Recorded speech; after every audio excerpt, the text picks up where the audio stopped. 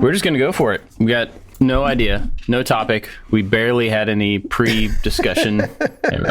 Everybody was like looking at their screens and doing their own things, and myself included. So we're just going to go for it. Lot can happen. Don't scold me, Bob. Hey, I'm not scolding you. You're an adult. You're guilty. Way older than I am. I am. I'll say that every chance I can. How you guys doing? I'm doing pretty good. Pretty good. Cool. Doing all right. I'm jamming.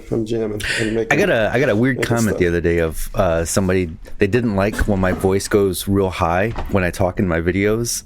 Well, that's a nice thing to say to somebody. A lot more.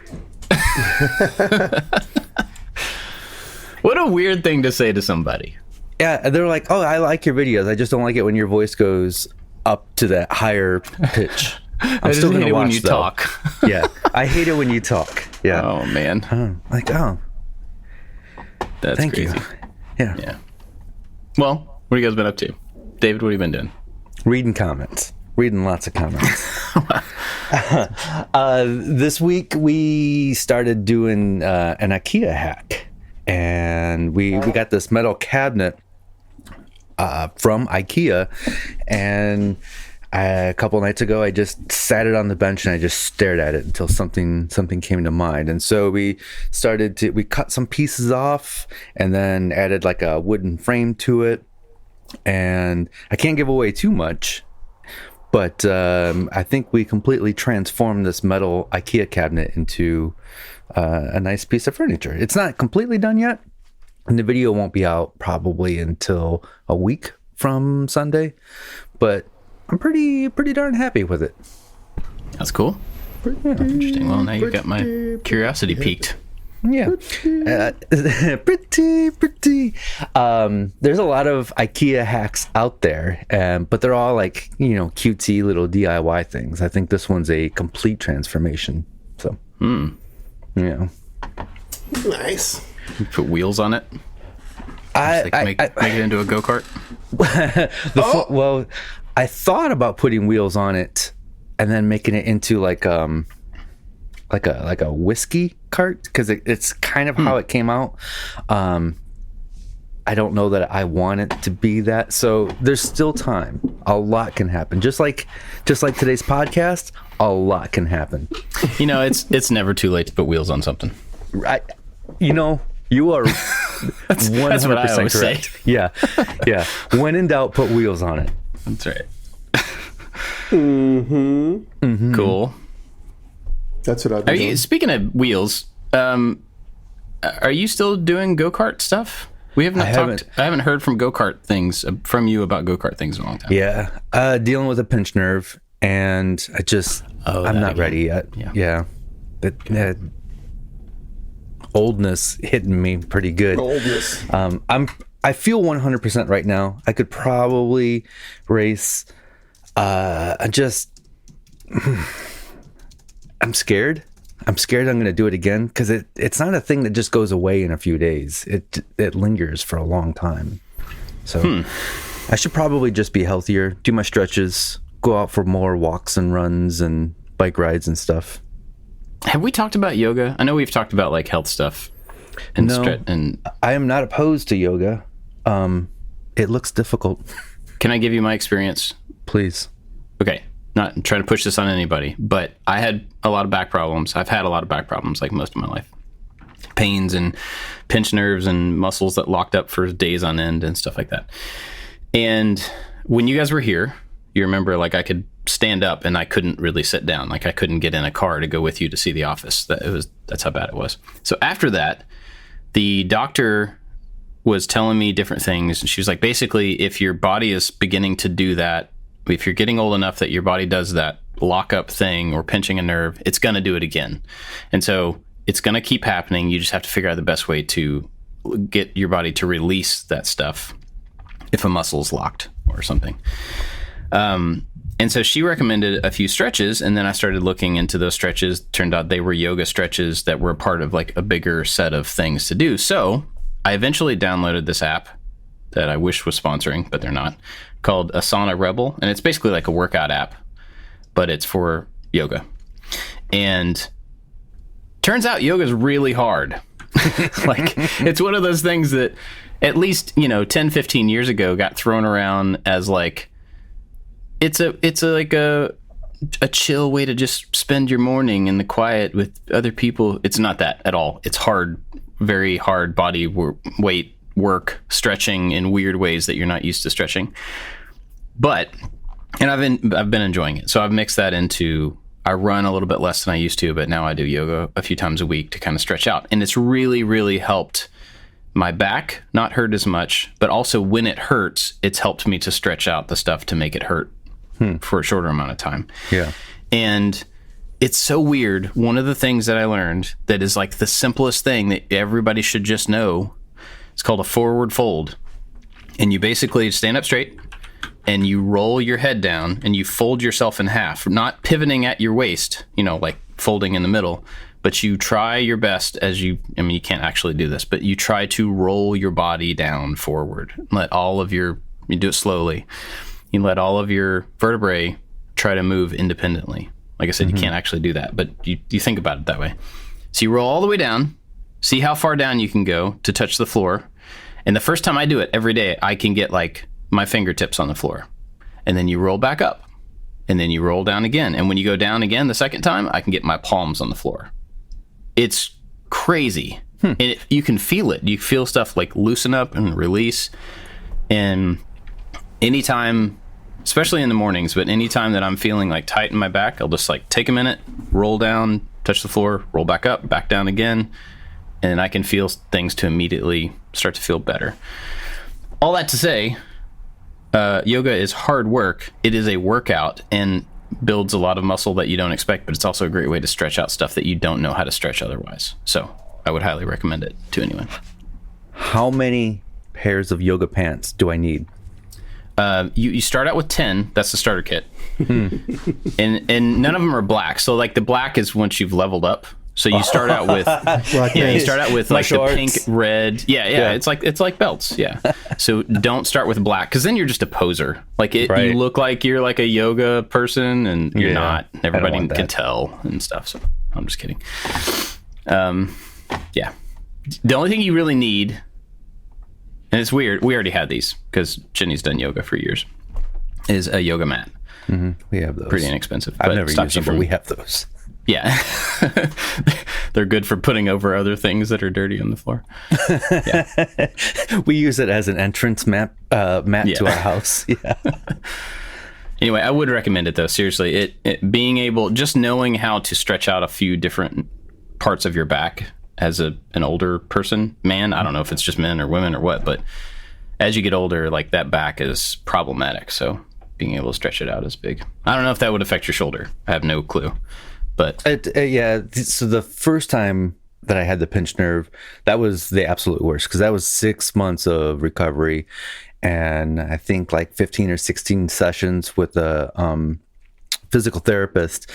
This time I went to a chiropractor and the stretches that they give you at home are pretty much the same between the chiropractor and the physical therapist. And in that world, those two occupations are butt heads. Like physical therapists, do not typically do not recommend going to a chiropractor and whatever. Both were helpful, and I think because I tried to nip it in the bud right away, I only had a few weeks of recovery instead. But I really enjoyed going to the chiropractor just for the adjustment, that crack of the back and the neck. It's a little, if you've not done it and they snap your neck real quick, it's a little scary, but when I walk out, I just feel so good. I'll weigh in on that. I hate that. Oh, you hate that? I don't like chiropractors when you do that. I see people. My buddy is a chiropractor, and I would never let him touch me. I watch him touch other people, and I said, "You're not touching me." I know some people enjoy it, but man, I've been to, like, when I was having back problems a while back, I was finally broke down. I'm like, sure, I'll try a chiropractor. Not a big fan. I'll just be honest. I'm not a big fan of them. And I went like twice, and the dude yanks my neck around, and it makes me feel like I'm about to die, and I don't want to do that. So I didn't go back. But that guy did recommend, this was years ago, he recommended a YouTube channel that does yoga stretches. And so it's a free, whereas the app that I'm using is a paid app and stuff. Yoga with Adriene. I just looked it up. Adriene. I'll put a link to it. I've only watched a couple of her videos, but she does have some really good stretches. It's all free. It's all on YouTube. So I'll put that down in the show notes if that's helpful. Speaking to you of or somebody else. Of YouTube, so one of the channels that I've subscribed to a while, and I think I recommended them a couple of years ago, it's called Bob and Brad, and they're physical therapists, and they have lots of great stretches and foot pain and back pain and neck pain and stuff like that. And unfortunately, one of them developed I forget what it's called, but he had to step back from the channel because he couldn't talk clear anymore. Oh, gosh. And I wish I could. I'm gonna try to speak intelligently here. So that's a podcast. You don't have to do that. So Bob, ataxia. So, and it affects his speech. And so he had to step back and have somebody else coming in the place. And it's just a maybe this is my pick of the week. I'm going to pick Bob and Brad because there's lots of good stretches for old people like us. Yeah. Bobandbrad.com. Bob and Brad. Yeah. I should get a domain like that and just pick a random name as my buddy. They have the best opening jingle out of any YouTube channel in the world. But I'm not going to sing it, but it's really, really good, and it's going to be worth your time because you'll be singing it at the grocery store later. Cool. Well, Jimmy, what have you been doing? I'm just doing stretching. A little bit. I have to because when I was doing the bicycle. When you were doing the bicycle? No. I'm doing the bicycle. When I began doing the bicycle, to be perfectly honest, since the winter is ended and spring is here, summer's here, I'm so much busier. It's hard to keep a regular schedule. So I'm like, if you look at my schedule, you could see it publicly. You'll see I'm on the bike for 2 days, then I'm off for 3 days, then I'm on for 3 days, then I'm on for 1 day, off for 1 day. It's been really tough. And I've had visitors here. And so I got, today I'll get 3 days in a row. It's hard. I was doing it every single day up until I started traveling. And then that just always throws off your schedule. But I am doing at least 3 to 4 days a week, every night if possible. But because of logistics and people being here and whatnot, it's been tough.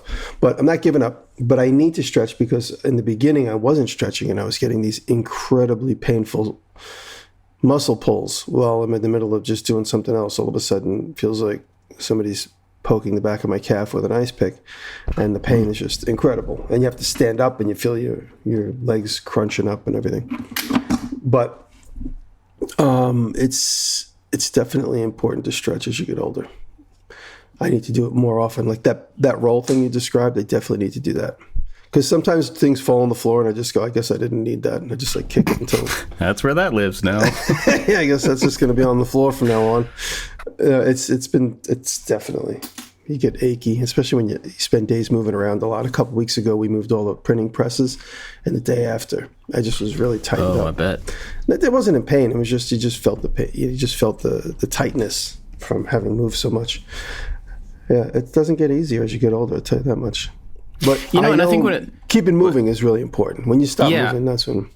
I think one of the hard things where the place I'm at, as physical stuff becomes more difficult and you're sore longer after, I kind of imagine that that's the place where people either, I don't know if they implicitly decide this or explicitly, but you either go okay, well, that means I'm just going to do less from now on, or it means I'm going to figure out a way to continue to do what I do and recover faster, or, be smarter about those movements. And it feels like that's kind of a point in your life where you set your trajectory for how active you're going to be in your older years. Maybe I'm thinking too much about that, but I've had to look at, I hurt my ankle on Easter playing kickball with my kids, and it still hurts.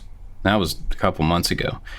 And so my internal reaction to that is okay, does that mean I just don't do things like that anymore? Or do I figure out how to do them more safely? Or do I just deal with the fact that I'm going to have things that hurt forever and go hard on things anyway, you can kind of decide how that goes. I mean, have you all run into that? Yeah. What did you decide to do? I try not to do that again. Like the doctor says, you go, doctor, every time what's the joke? Every time I take a sip of coffee, I feel a pain in my left eye. He said, take the spoon out of the coffee. Did you hear that one? This is new to me. Or when you tell a doctor, it hurts when I do this, and the doctor says, well, then don't do that. Like, okay, that's a good idea. Yeah.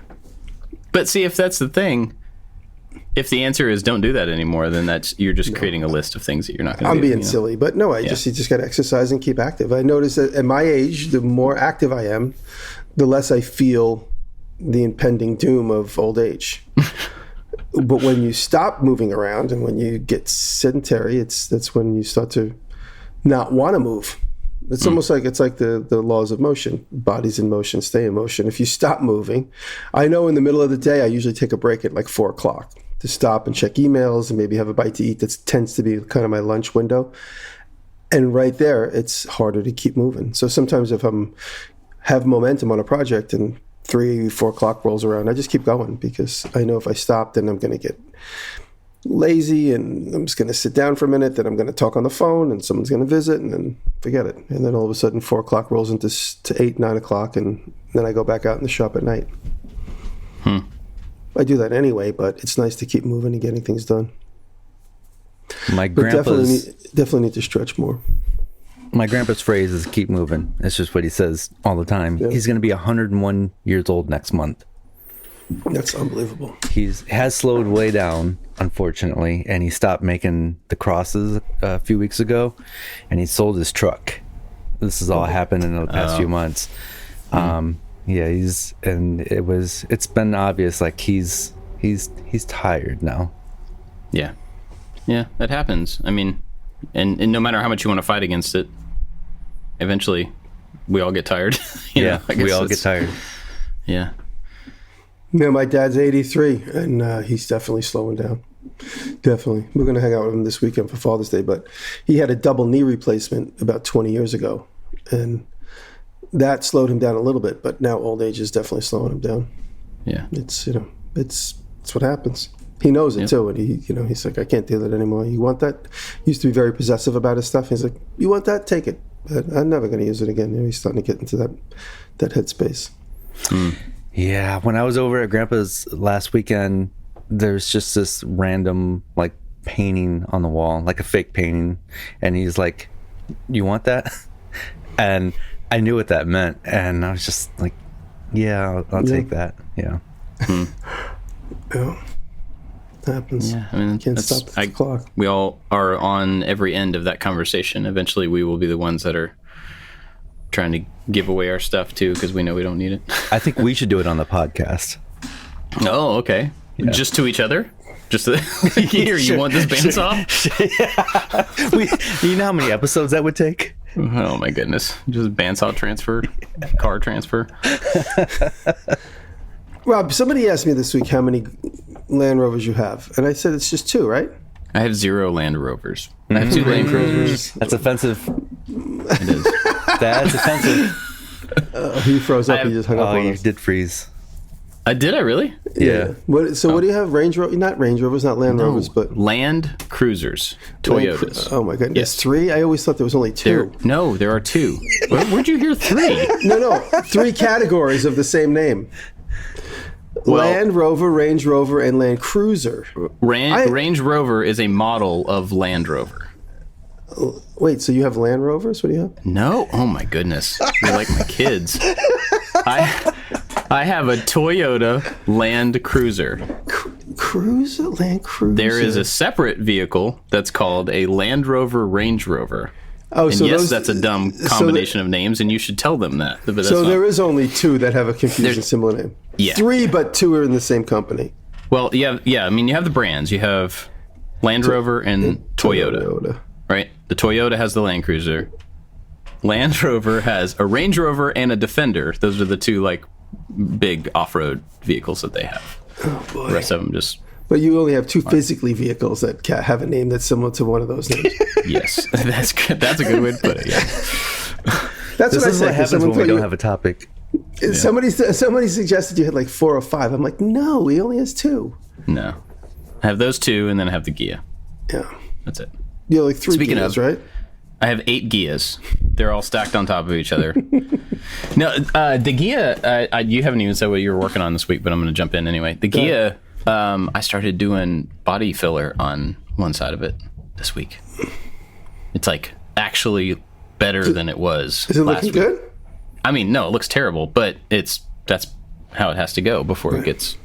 But it was really cool because this one big section of the side where there's lots of like, you know, the rust where it ate into it, so it's textured. It's not gone all the way through, but you know, it's not smooth. Just man, 10 minutes of work fills that up and gets it, you know, sandable. Then there's a bunch of sanding and stuff, but it's just amazing when something that has been a little spot that has been ugly and problematic for several years now, all of a sudden is better. Yeah. And then you just move on to the next one. And all of a sudden it's better. And that's really, really cool. It feels good, you know? That's good. You feel progress. That's good. Yeah. Anyway, so what have you been working on? What were you? Well, this week I had visitors, and a lot of people on Instagram might have seen. I had Corin from Australia and Neil Pasks from Pask Makes came and spent they got in Wednesday. They left Sunday. So we had a really, really good few days in the machine shop. And it's funny because Corin's very, very specialized knife maker machinist and knows a lot about a lot of things. And I had this old Starrett hardness tester. It's old to me now, but I bought it brand new. Well, they gave it to me because I work with Starrett. So Starrett gave me this hardness tester, which is a several $1,000 machine. And I never got it working. I thought it was broken. It came on a pallet and the parts inside were a little jumbled. It came from far away. And he walked in my shop. He hadn't been here for like 20 minutes. I was showing him around and he goes, I could fix that for you. And then about an hour later, I got a long phone call and I came in and he had it all. He just took the time to go out there and work on it, get it fixed. And then we were joking about how I have all this scrambly machinery around that needs help. Everything needs a little attention, right? Everything pretty much works. But then my lathe, the next day is like, what are we doing? We're not going to stand around here and do nothing. We got to make something. So Neil and Corin helped me get the go-kart. I had just started it the day before they got there. So the go-kart was on the workbench and we jumped in. I told them I needed bushings, and then the lathe was having problems. So they took the lathe completely apart and got that fixed. It took a couple trial and errors till we realized what we were all doing wrong. And my friend told me. And then so we got the lathe fixed, and then it was all hands on deck just working on the go-kart, which I did not plan on doing, but I'm really glad we did because we've gotten so far along. And Neil is amazing. If you don't, Neil's my recommendation this week, Neil Pask. If you don't know Pask Makes, you got to check him out. He does great stuff. And just his curiosity is amazing. He just has the curiosity of a child and just curious about machines and materials and metals. And he made a couple of brass accents for the go-kart, including the fenders. The go-kart's got this kind of like turn of the century, first kind of car ever in existence kind of look with like a wooden deck. We're going to put wooden planks on the deck. And so each wheel has its own little fender. And I had this big tube of brass. So we cut this tube of brass and cut it into 4 sections. So I have these long curves. So it's like 3 inches wide by 15 inches long with a curve in it on the short direction. So now how do you curve that? So it's curved all the way like the fender on a motorcycle. And that's what we basically made. And we tried all different stuff. So it was a really great day of discovery, trying to figure out all different ways. At the end of the day, just heating it up and hammering it into a wooden buck that was similar in shape was really the only way to get it, at least with the tools we had. So that was a great day of discovery. And it was interesting hanging out with another maker.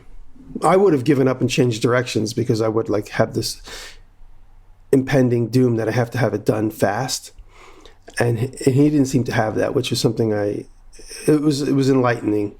He's like, well, I need that. let's try this, and I'd be like, well, we can just go that direction. We don't have to. He's like, no, I like this way this looks. Like he was like on that, and he was going to figure that out, and we did. And so that was a great learning experience hanging out with those guys.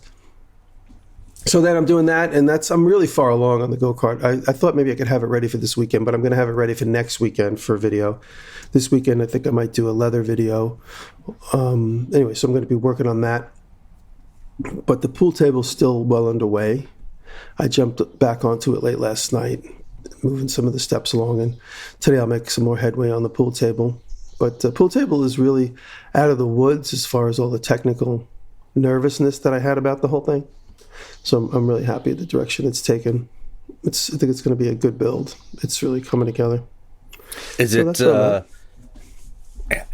How are you going to get it out the door and into another door? Well, the whole thing comes completely apart. Yeah. Even the slate itself breaks down into 3 pieces. Gotcha. But to set it up each time is a complicated task. Me and Rob were thinking about that last night because originally he was going to go to the Las Vegas woodworking show in July, and that was a whole big thing. And then everybody realized the logistical investment in time and money, and they said, forget it. So it's just going to be a video, and I'm going to keep the pool table, or I could sell it or give it away. But I have to figure out for the beauty shots, I'm probably just going to keep it set up right where it is. And then when I need that footprint, I'm going to get rid of it and put it in storage or something.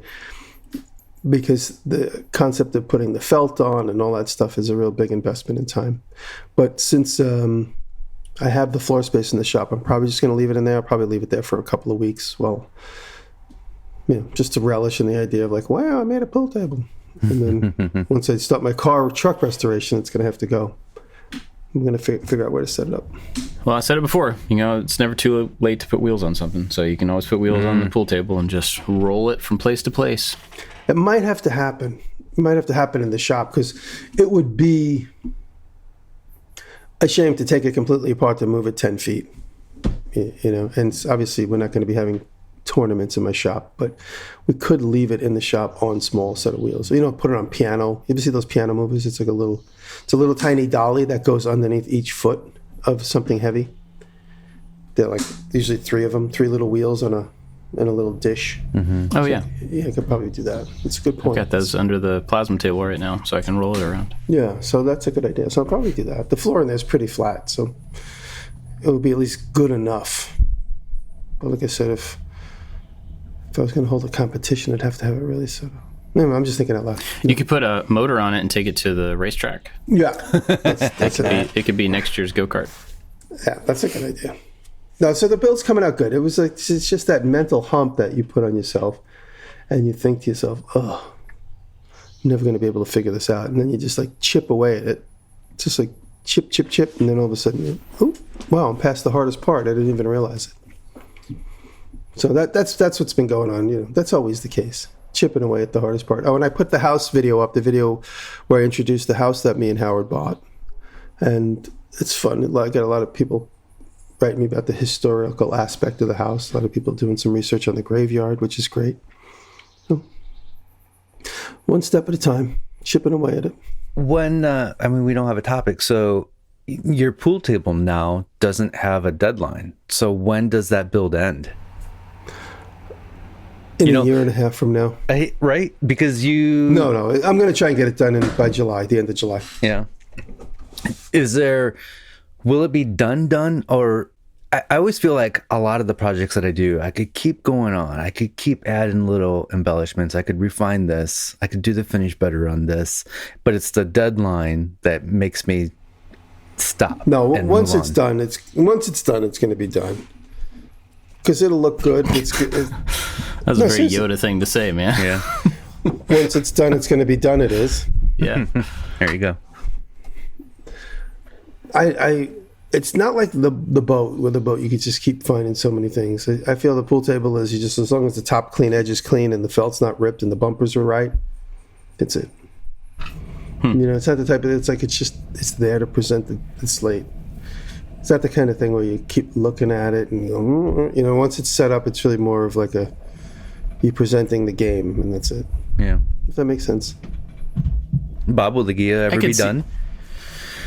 Oh, man. I don't think so. Yeah. I think it will be one of those things that just moves along in stages, but always has some other thing. Because I was thinking about this a couple weeks ago. Even if I get, I got the body all fixed up, I got it painted, I got it put back together, I got the engine rebuilt, I got the mechanical stuff in place so that it could be drivable. Well, then I could theoretically drive it home and then do all the interior work at home where it's easier to get to, where it's more, you know.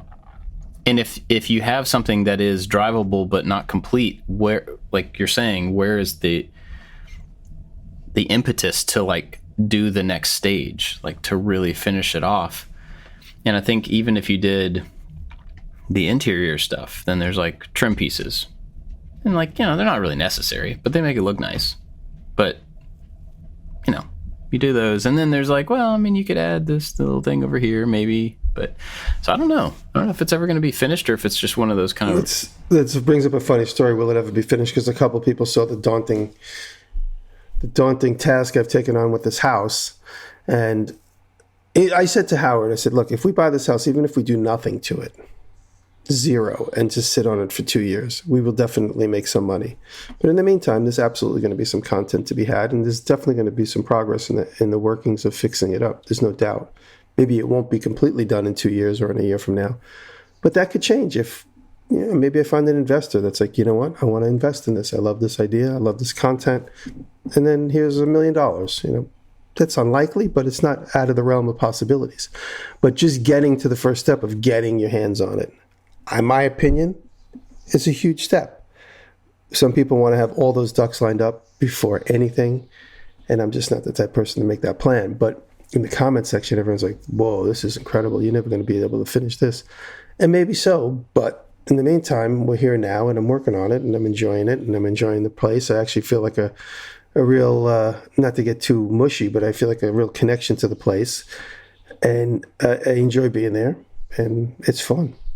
It's just a fun project to consider, and I'm working with a set of guys that are going to help me do the foundation. It's going to be the first big task. They're on another job, and as soon as they're done, they're going to get over here.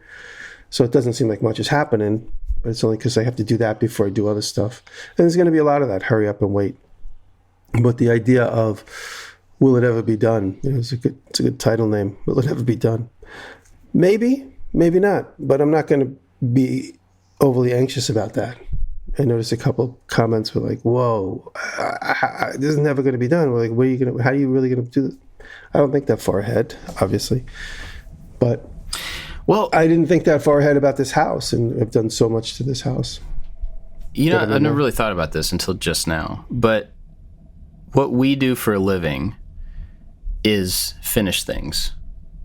Like, we make a project, and then we have to finish it. We have to get it to some point, whether it's actually finished or finished enough for TV. It's like, it's done, and then we get rid of it, and then we move on to the next thing. And so in my mind, like when you're asking about the Gia, and I think the house is probably the same thing for you. Having that thing that is just, it's always there for you to continue to chip away at actually feels kind of good. Because if I were to finish the Gia tomorrow, I would be like, well, I always wanted a Gia, and now that's done. I mean, that's kind of like how I felt with R2-D2. It took 2 years to do that, and then all of a sudden it was like, oh, well, R2-D2 is done. That's kind of not cool, because it was a thing I always wanted. Not that I wanted to have, I wanted to do it. And once I was done doing it, I don't really care about having it so much. I had that same feeling with the boat. It was there for so long, and then once it was done, I was like, let me go work on the boat. I'm like, oh, it's gone. Oh, it's like a sense of freedom, but a sense of nostalgia. And that's why I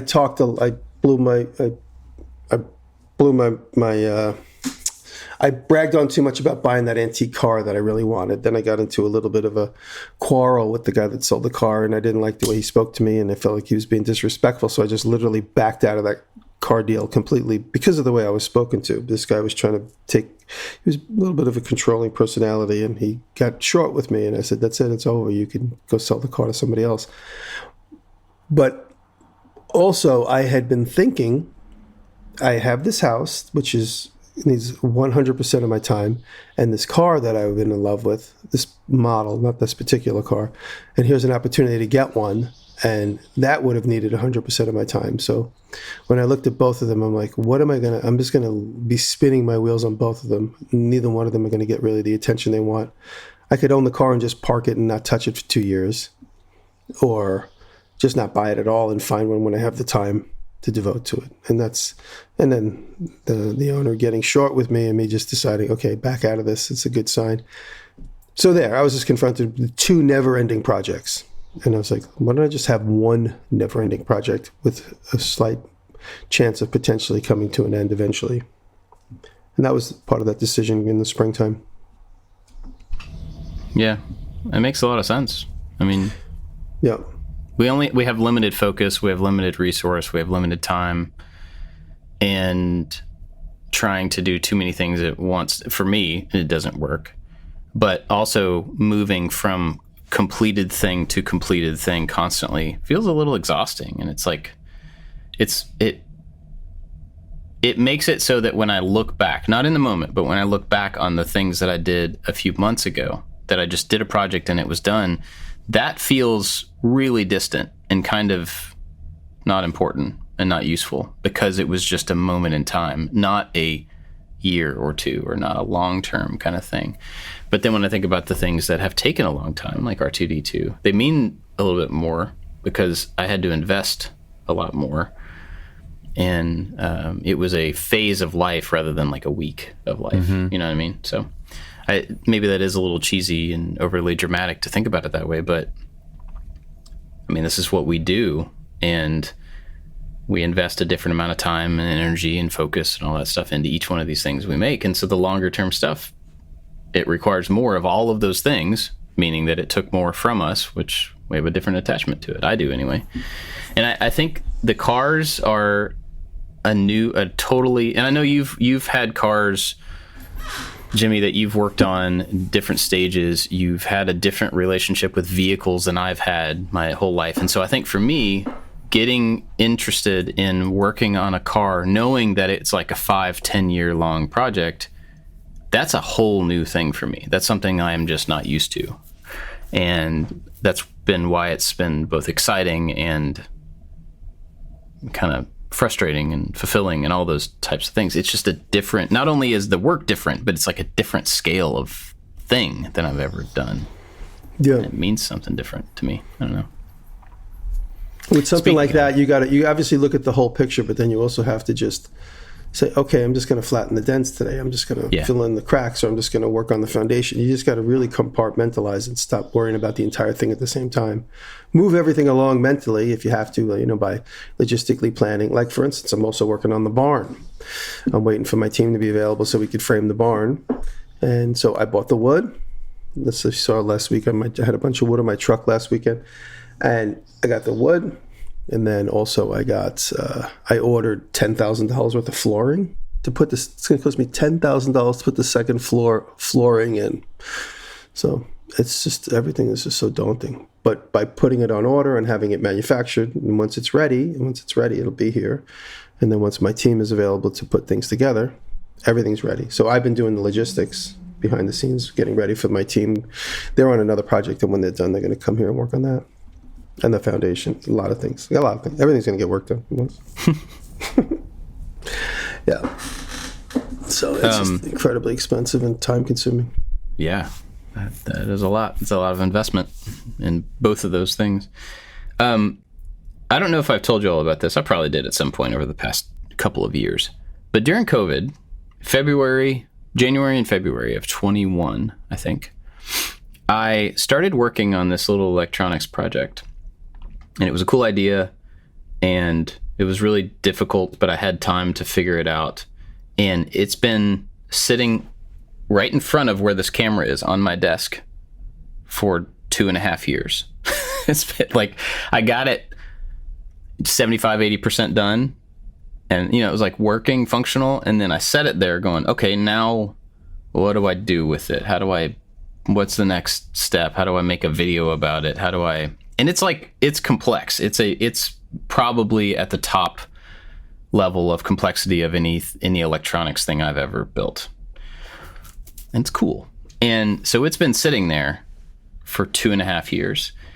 And every 6 months or so I go, I should really do the next stage. I should put that in the place it needs to go and start testing it and start, there's the next level of work to be done on it.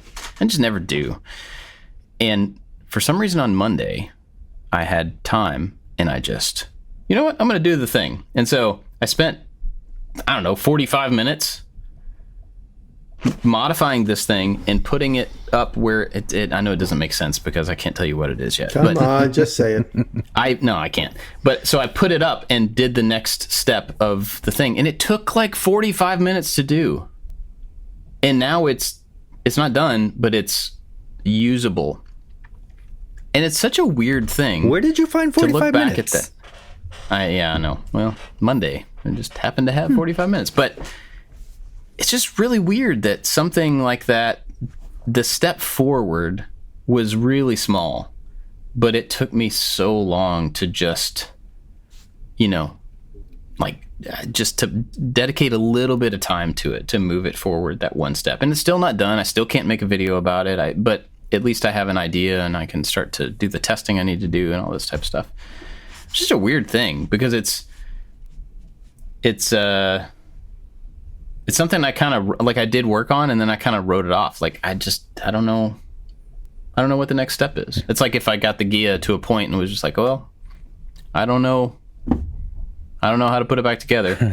I guess it'll just sit here forever, So I don't know. Have you ever had anything like that where you got it to like 80, 90% and then it just set forever and you kind of... Every single thing I've ever made.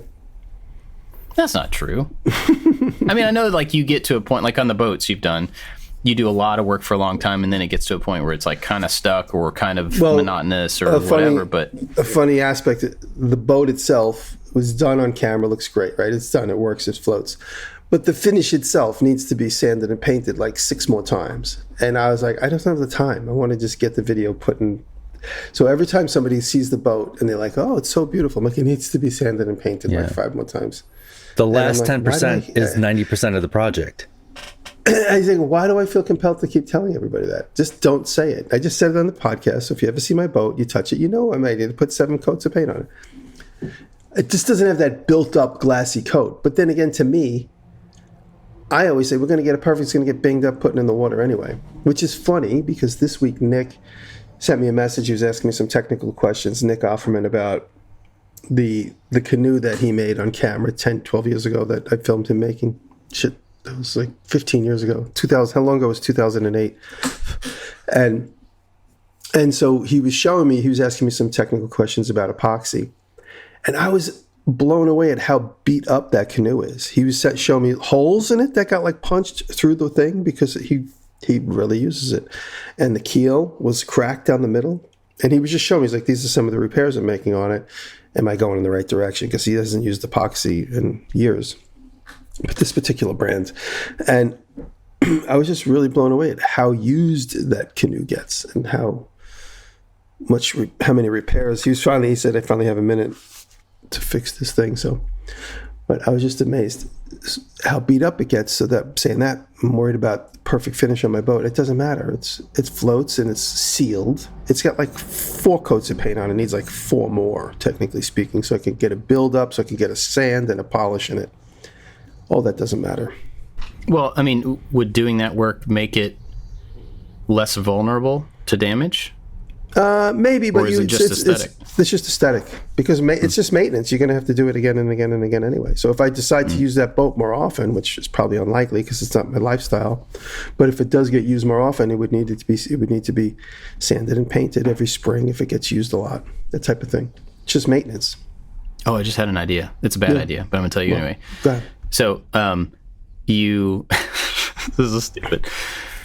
You need to build a pond. And a good place to do that would be around the graveyard. There's a pond right near it. Oh, is there really? Yeah. If you see the video, I was going to make a joke about building a pond over the graveyard. No, there's one about 300 feet away from it. If you, I did a couple of nice drone shots in the opening sequence, and you could see the pond right behind the barn. It's kind of behind the barn next to the graveyard. Is that on your property? It's the pond. The pond is on the new property, the graveyard house. Yeah. Wow. It's not huge. It's little. It's enough to maybe get a couple of shots of like a boat in there, but it's like, it seems like a little man-made pond to just go swimming in, that whoever owned it in the past made it. That's cool. Cool. Well, and let's see. I talked about the Gia Oh, small update that nobody asked for about a compressor. Remember I was telling you I was looking at a compressor for the plasma table. I got the plasma table hooked up this week. I got electricity run to it. And got it all good to go except for air. And so I've been still trying to find a compressor that wasn't like astronomical that would give it enough air.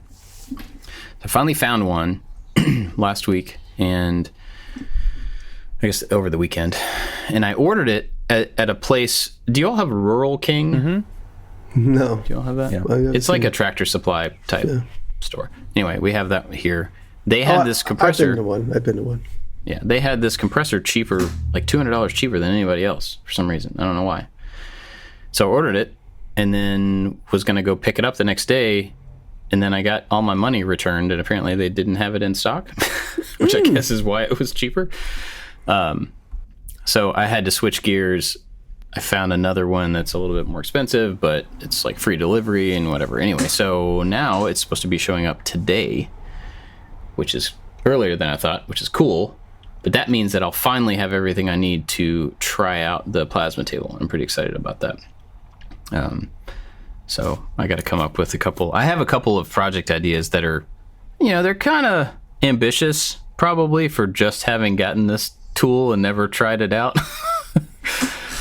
Maybe biting off a little bit more than I can chew, but I'm going to jump in and try to figure out how to use it quickly and use it enough, to do these couple little things. But will you be making cut paths in Fusion, or what is the software? They recommend something called Sheet Cam, I think is what it's called. Oh, yeah. It's kind of, I have never used it, but I know people do use it. It's kind of like a Mach 4 for that type of stuff. Yeah, well, I think it's more of like you still use Mach 4 for the machine control. All right, so this is the design software. Yeah, Sheet Cam I think is kind of just the 2D cut path stuff. You generate your G code and then still send it through Mach 4. Mm-hmm. Yeah, so I'm pretty excited about that. It's just a new thing, new world that I haven't messed with yet. And your first project, what thickness of metal are you thinking? It really should be like 3/8. Whoa, that's a lot. Yeah. That's thick. Wow. Yeah. I don't think I'll start with that for my first test cuts or anything, but it should be probably 3/8, maybe 1/4 inch. I might be able to get away with, but it might say it in your paperwork for the machine, but a lot of people reminded me because I was lazy in the beginning. You really need a good moisture trap, something to eliminate the moisture in your system. And Torchmate sells this big thing. It looks like crystals where it all goes through it. It's like a really high capacity moisture removing filter. You need a moisture filter basically.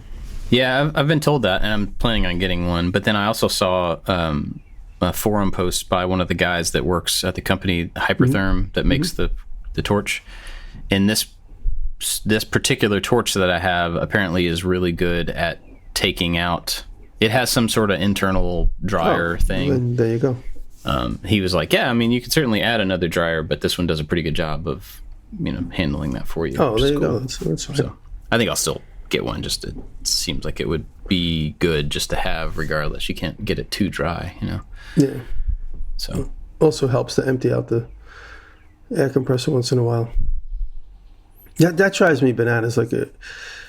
They make compressors and they make these little valves so you can extract the water. It's at the very bottom, and they're usually impossible to turn. They're the size of the end of a pencil tip, and then when you can turn them, the rust clogs them immediately. It's like, is there a better way? It's like they totally don't deal with that aspect of a compressor at all. It's like, oh yeah, it collects water. We got to get the water out. Let's get the smallest fitting we could possibly find, put it in the most inconvenient spot we could possibly find, 1 inch away from the floor. So we have to tilt over a 600-pound machine to get at the nozzle. The one I have at the farm, it's a big Craftsman. The one thing that I really liked about it is it still has the rust problem, but that nozzle has an extension that comes out through one of the legs, and so the little valve that you open is outside of it, so you don't have to get underneath it or anything. But it's still the same size. It's still, you have to use basically a a wrench to like get your hand around it to be able to turn it enough to release it once the rust gets in there. But and I don't understand. I don't know if I told you all this or not, but that same compressor that's like maybe a year old, the check valve at the top failed, and this is at the top, so the air comes back up into the output system. And so it was leaking constantly for something that's a year. And I'm holding this up. Everybody listening can't see this, but look at that. This is the check valve out of that thing, less than a year old, that's been emptied. I never left air in it. And it's like rusty on the top. This is not at the bottom of the tank. And it's brass. Or some, not brass, but some version of, it's not steel or anything, but it is covered in rust. And it doesn't make any sense to me that something like that should be able to happen to something new. So I had to order a new one. Oh, yeah. That one definitely looks like brass. The other one looks like it could be steel. Looks like it could be like a grade 8 coated metal. Yeah, I think that's what it is. It's definitely not brass, but it's kind of brass colored. It has that yellowish grade 5, grade 8, something like that. Yeah. But anyway, it's just weird that I totally agree with you. The internals of those things, they have compressed air that's going to leak moisture. So why isn't the moisture like handled? That should be handled better. It's another thing. Now I'm venting my pet peeves, but I've been welding a lot this week, and it's crazy to me. And I wish I had a better solution. I'm going to complain about something that I don't have the solution to. But the welding companies, the companies that make welding equipment, when you look on their website, they always show a beautiful welder. They never show the cables. But when you get the welder, there's like an octopus of cables coming out of it. Not even one thought given to like what comes out of what. Like if it was up to me to make a welder, the ground cable would come out of the back of the machine, and the important part would come out of the front of the machine. Only because they're right near each other, they're constantly getting tangled together. So it drives me crazy. If one like came out of the opposite, I actually have taken some of my machines and zip tied the grounding clamp to the back of the cart so that it always gets wrapped up near there versus wrapped up near the front next to the other thing wrapped up near the front. So cable management is something that I'm always on about. I don't have a good solution. I just do what seems to work for me, but it's always like, oh, we have a place to hang your cables. It's like selling a car and an accessory would be the front seat. Like, you want this beautiful car? Would you like to pay extra for a seat? Of course I want to pay extra for a seat. I need a seat. It's like, of course I want cable management hooks. You need them. I have a question for you. Drag on the floor.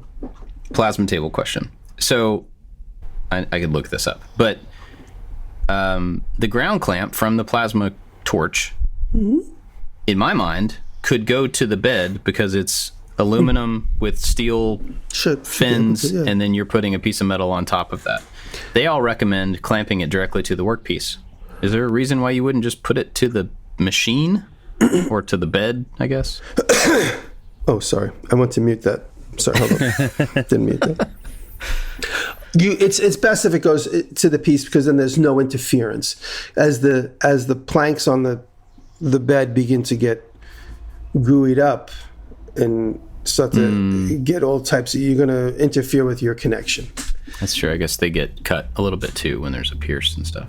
That being said, my machine has a clamp, but it also has a cable that's connected directly to the machine. So my machine doesn't have to be clamped. For years, I was clamping it because I thought I needed to. Then after like, maybe it was about 2 years ago when the guys came to rebuild the table, and I said, and I went to cut and I went to put the clamp on, and he goes, "You don't need to do that."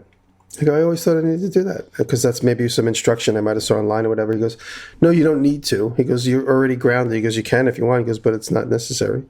And I was like, "Okay, then let's make the cut without it." And it worked fine because the machine is grounded to the table by some technical aspect of, in the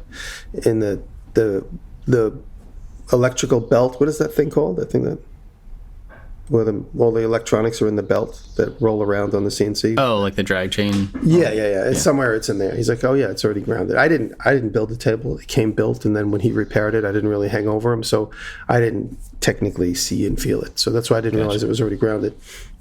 And it works fine. Occasionally, you get like a bad cut, and then you like, the machine has to read the metal. So if you bring in painted metal or really oxidized metal, I usually keep a grinder around, and I'll just grind that spot so that it reads it.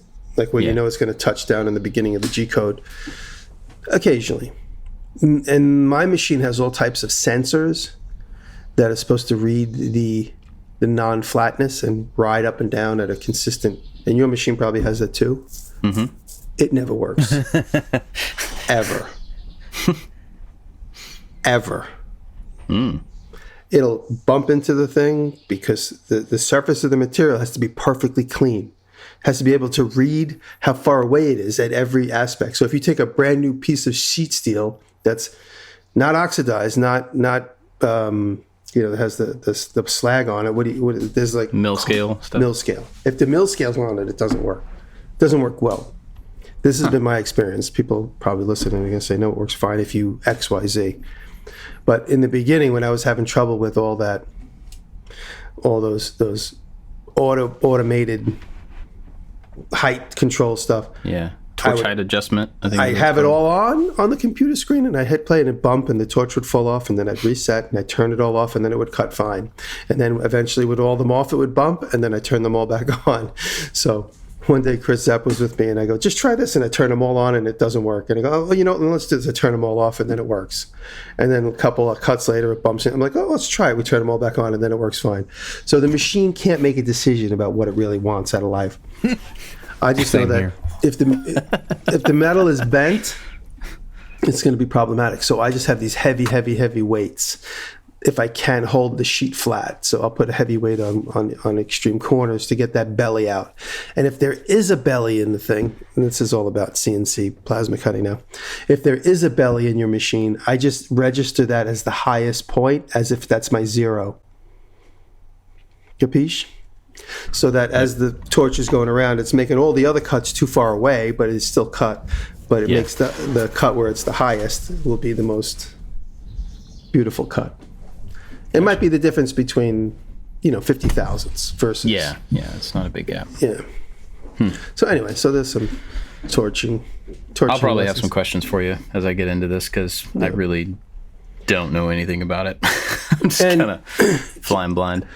My machine has 40, 60, and 80 amps. I typically am always in 60 amps, and then I just slow the cut down for thick metal and speed it up for thin metal. That's it. So I always make my G code the same. I always have the same intensity, everything. And then when it's really thick, you slow it down on the override. Some machines have an override. I don't know if Mark IV does, but you can override the inch per second. Just slow it really down, far down. I always start all my cuts on G code at 100 inches per second, I think it is. 100 inches a minute. 100 inches a minute, and then I just slow it down or speed it up. Gotcha. Okay. We'll see. I'll keep you posted. I know that machine gets a lot of good reviews, so a lot of people like that machine you have. Yeah, so I'm sure there's any little problems is just getting used to how it works. Yeah, I mean, they've always been really avid CNCs who we're talking about. They've always been really great with support for us and answering questions and stuff. Do you have a plan to make a video when it's up and running, or is it you're just going to use it in a project? I'm just going to use it in projects. Yeah, I don't really think it as a standalone video of just like, look, a machine. I don't think it would be worthwhile, but I just want to use it to show people that it's something that is possible. And obviously people are not all going to go out and get a plasma table, but for me to get the table was a big internal step for me to be like, okay, I'm going to stop trying to avoid using tools that I think would be a good solution just for accessibility. I don't want to always make things that are inaccessible, but also, and I think we've talked about this before, I just don't want to limit myself to things that everybody has access to, or most people have access to. It's just, I have ideas. I want to try those ideas. So. By the way, I got a Thunder laser and I love it. Oh, yeah? It's awesome. Yeah, they sent one over. I'm going to do a video for them. It's a great machine. Yeah, it's the 51-inch. It's incredible. It's huge. Mm-hmm. It's humongous, but... It's like a smart car. Yeah, it's like as big as a smart car. And I haven't mentioned too much about this, but Rob has been doing a really bang-up job over at the shop. We went through the list of machines I have sitting around, and I probably mentioned this. we're getting rid of like 15, 20 machines that we don't use. And then we're just selling them. We're putting them on Facebook Market, and Rob's handling all the buys and sells. We got rid of 2 machines yesterday. A carrier came and picked up 2 pallets. Machines that just don't use. I've had them now. It's like when you look in your junk drawer and you're like, I haven't even touched this in 2 years. Let me get rid of it. I have these giant machines taking up like 10 square feet. I'm like, I haven't used it. Let's get rid of it. So we're really cutting the herd down really, really far. And the reason I'm bringing that up is because my Thunder Laser came off a truck where I needed a forklift, so we put it over at that shop. So it's down the block. It's not in my backyard. And logistically, we're going into summer, so it'll be fine. But when it comes to winter, I'm going to have to probably bring it over here. What kind of machines are we talking about? I'm getting rid of stapling, bookbinding machines, like more like factory process bookbinding machines. I have a big giant Landis sewing machine that will sew through the sole of a shoe. It's for sewing the welt on a shoe, which I literally got it for free, but I got it working, and I thought Taylor would use it, but we never did, so I'm going to get rid of that. And a radial arm saw, 18-inch radial arm saw, which is something I always wanted since I was a kid. I got it, and I never plugged it in or used it because I'm just too scared I'm going to like lose my upper torso to it. And, I get things that just look good on camera. I use them one time, and then it's time to move on. So do you think once you start cleaning out space like that, do you think you'll continue on to actually cut down to what you use on a regular basis? We're definitely going to be more discerning. Absolutely. Me and Rob made that decision. Be more discerning. Like, I don't want to take bookbinding stuff just because it's there. Because I've gone through all the bookbinding stuff now, and I know what I want to use. I know there's a couple of key little hand tools I need. I don't need the big machines for punching holes and stuff. And, like, oh, that's cool. Let me try it. I try it. And I'm like, how can I put this into operation to make money with it? And then I realized I really can't. And then it just sits there. Or some machines, like I got a Bosch staple machine, which is a great machine, but it's so buggy. You can't run like 10 staples without it getting jammed. And I was just like, it's enough for me to never touch it again. So it starts with a spool of wire and then turns the wire into staples. It's a really interesting machine from the 50s. Oh, wow. But again, this is so buggy. It just keeps jamming up. You're going to have a hard time selling that one if you tell everybody that's buggy. It works great. No, I'm just kidding. That one we're probably going to give away because it was only a couple $100 that I paid for it. And in the right hands of the right person that knows how to unbug the staple machine, there's nothing broken about it. It's just like there's so many adjustments on it. It's more fun to sell an individual poster than a bound up book, that type of thing. So I'm going to be more discerning going forward. And frankly, I mean, I see my dad. My dad has become a bad hoarder, and he's got so many tools, and we're giving a lot of them away. But at this point, a lot of them are useless because my dad doesn't have room, so all of his stuff is outside. The weather has overtaken a lot of the usefulness of drills and electrical equipment, and I look at that, I'm like, is this what's going to be me in 25 years? I got to like pull it and get rid of stuff. And so I am a hoarder as a joke. Yes, I'm a hoarder, but I'm really working hard to keep that in check, and I'm not buying things just to buy them. And my old mantra was keep all your supplies at the store because they're going to be there and they're going to be organized and well kept. Yeah. I'm walking through my dad's house this week, and he's like, oh, this is a great pile of wood. I said, Dad, throw it all away because it's pointless. What are you going to, there's nothing in there that you need. It's all been outside too. It's all wood that's been outside. Yeah, there could be the greatest piece of oak. Get rid of it. Just go buy a piece of oak when you need a piece of oak. It's because it's going to be smooth, clean, dry, no bugs, no nothing. Just throw it all away. But he's of that mindset where it's here now. Let's deal with it. Let's not have to go buy it again. But it's a different mindset now. So, anyway, I don't want to become that. Yeah, I mean that's a great thing to be aware of for any of us, in whatever capacity. Like, I know it's a different thing, but if you look behind me, there's a bunch of old toys stacked up right here. Mm-hmm. I mean, I've always collected toys, and we've talked about this before. But these are all out because I'm going to sell them. I'm going to get rid of them because even though I enjoy looking at some of the things and I have nostalgia about some of the things, a lot of it is just I still have them because I still have them, not because I actually continue to look at them or enjoy them or whatever. And, it's one of those things like when my kids have to go through that box of stuff, they don't care about that stuff. And so they're just going to take it to Goodwill to get rid of it. which means they're going to be getting rid of money that they don't realize. They're getting rid of things they don't realize are worth money. And so if I, at least now, sell them off for what they're worth, I can use that money to, put in my kids' college funds or whatever, just so that it's a simple thing. Everybody's got their stuff that they hang on to for whatever reason, but it's great to be aware of, the reality of it, I guess. And then also I rent half of a storage unit, which is full of Aaron's personal belongings. His family's gone through it, taken out what they want. And me and Rob just have not confronted it. And now yesterday or this week, beginning of this week, Rob started going through it. I spent an hour there last night going through it. And he's got 40 bins, Tupperware bins. What do you call them? Those like Rubbermaid bins, like maybe 40 or 50, just full of personal stuff from when he moved from San Francisco. And it's all just like tchotchkes. It's so funny. Aaron was so similar to me. He's got like one knife. He's got 10 of them. He's got one Sharpie that he likes, like one type. He's got 20 of them. And so every box has everything in it. There isn't like one box it's just like a box with, and it's so cute.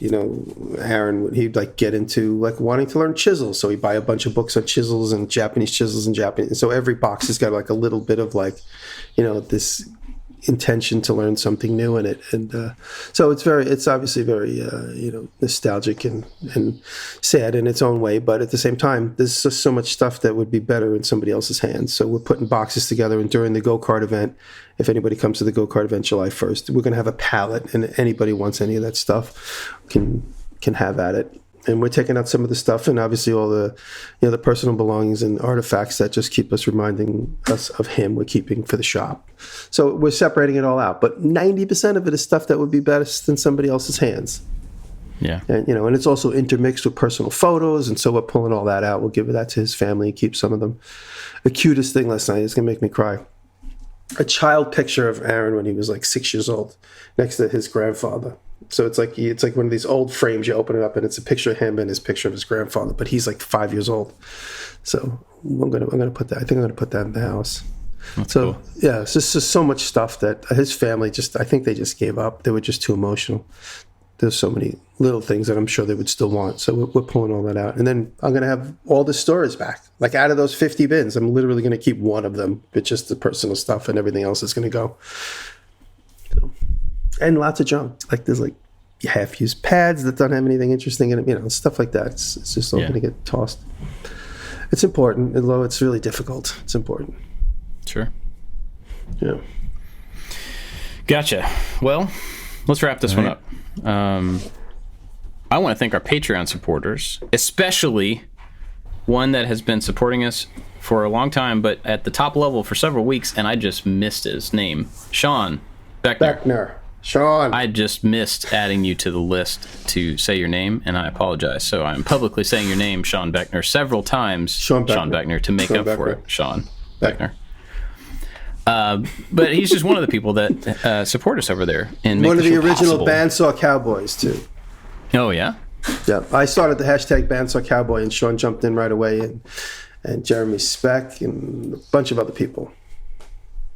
Yeah, so the Bandsaw Cowboy crew is in Dave Bauer. There's a bunch of us. I can't think of everybody, but I've taken a break from the Instagram stuff, but I'm going to jump back in this very soon. I have another series in mind. I'm going to do series of Bandsaw cutouts. So I'm going to do that. Cool. Right on. Mm-hmm. Well, Sean Beckner is just one of the people on the list that I want to thank. The top supporters over there are Crabtree Creative, The Weber and Should Works, Michael Menegian, Warren Works, Stu Morrison, The New Janky Workshop, Scott Oram, Odin Leather Goods, Rich at Lowen Designs, Chad's Custom Creations, Chad from Mancrafting, Works by Solo, Albers Woodworks, Corey Ward, and Sean Beckner. Thank you. Make sure that I say Sean Beckner. But there's also other people over there like Tom Funk that help us out, that make it possible for us to do the show, and we are really grateful. Everybody at every level gets the after show. I don't know what we're going to talk about today, but I'm sure we'll come up with something. Maybe I can give a tease for my 2.5 year long project that I was talking about. It's another show after this show that only Patreon supporters get. 10, 15 minutes, 20 minutes, whatever, of us just telling secret stuff. So if you want to get that, if you want to join that crew, help out the show, go to patreon.com/makingit and help us out. We would appreciate it. Do you guys have anything to recommend? Yeah, I've said it before. I'm going to say it again. Neil Pask. Check out Pask Makes. Neil's got the childlike curiosity that is just so important for any artist. And I didn't know Neil was a house painter for years. Oh. And he credits me, among others, to starting his YouTube channel.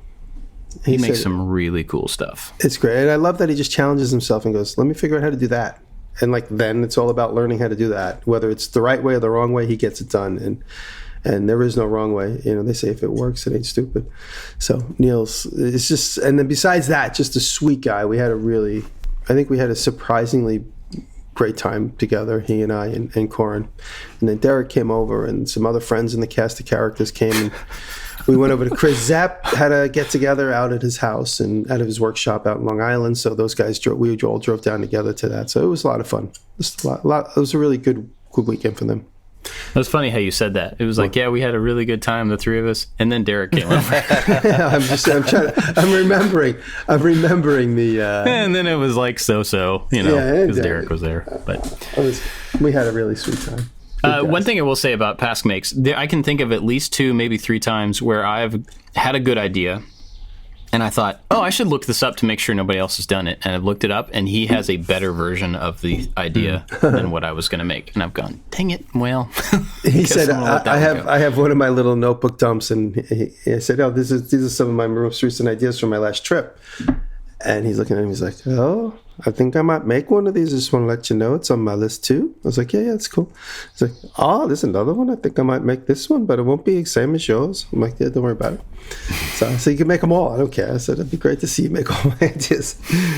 I joke with him because he sounds like Ringo. He's got a Ringo stocks and talks like this. Everything goes up. No. Everything goes up at the end of the question. So we were goofing on his voice all weekend long. Bob and Brad, like I mentioned earlier. And then I got one more.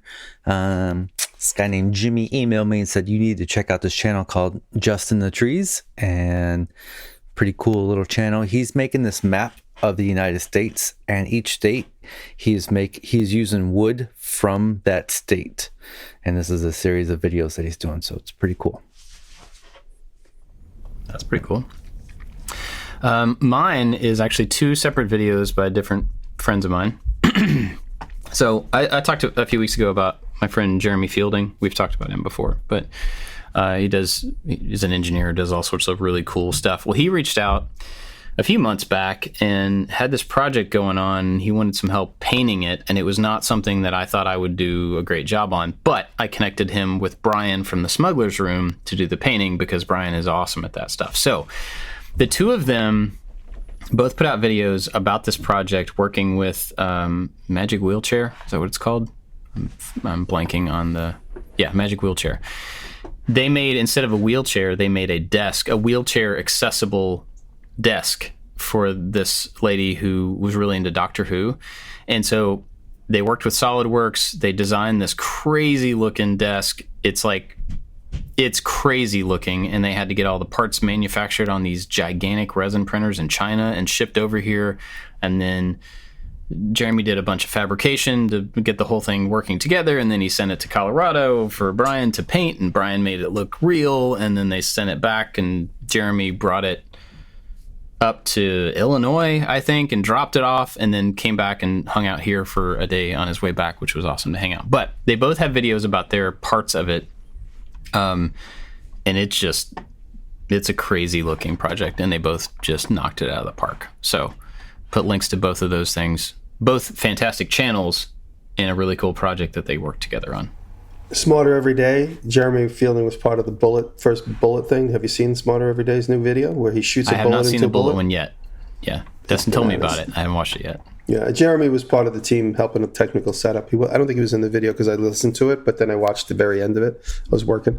But it's an incredible video. Check it out. He shoots a bullet into another bullet. Funny. So they explode in midair. In the video, he talks about people taking his content and repurposing it, and so he put his logo on the thing. A couple days later, there it is on Reddit, stolen, and then all the comments were like, "This is what Destin was trying to say in the video." It's funny. It's amazing footage. So good. I know he was. I haven't watched the video yet, but we're good friends, and so we talk on a regular basis. And he was so excited. He called me one day and was like, "We did it. We hit a bullet with a bullet. I've been trying to do this for so long." I'm so excited. It was unbelievable. It really is unbelievable. Really cool. Yeah. Cool. Well, I guess that's it for this one. Unless you guys got anything else. Thank you. Thanks for listening, everybody. We'll see you next time. You didn't say you love them. That's good enough. I said it really fast. You gotta slow it down. Oh, okay. Slow it down, you'll hear it.